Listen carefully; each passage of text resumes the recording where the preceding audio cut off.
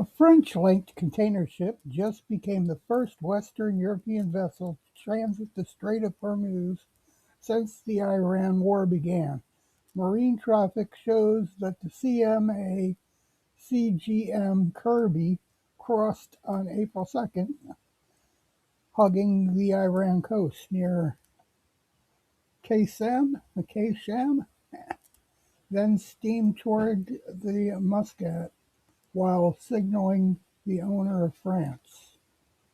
A French-linked container ship has slipped through the Strait of Hormuz, the first known transit by a Western European-owned vessel since U.S. Israeli strikes on Iran in late February effectively shut the choke point.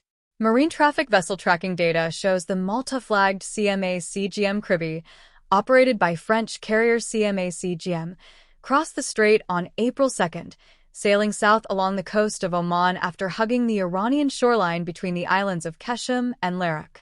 By Friday morning, it was signaling off Muscat and broadcasting "Owner France" in its AIS destination field, a detail several outlets flagged as a deliberate signal of neutrality.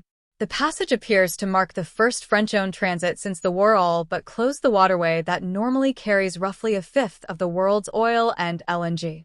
It's not yet clear how the vessel secured safe passage.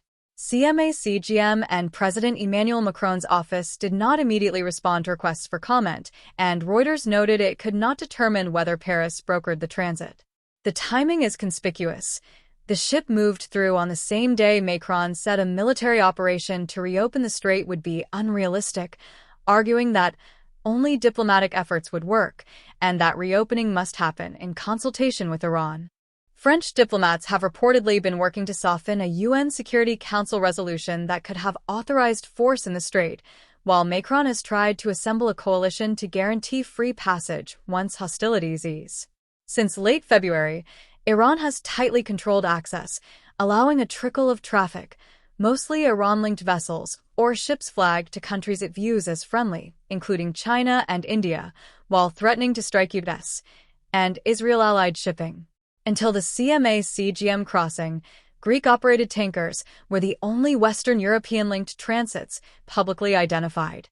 The CMA CGM Kribi had reportedly been idling in the Gulf since early March, then sailed from waters off Dubai on Thursday afternoon, hugging the Iranian coast through the approved corridor near Larak Island, an approach dubbed the Tehran toll booth by industry press.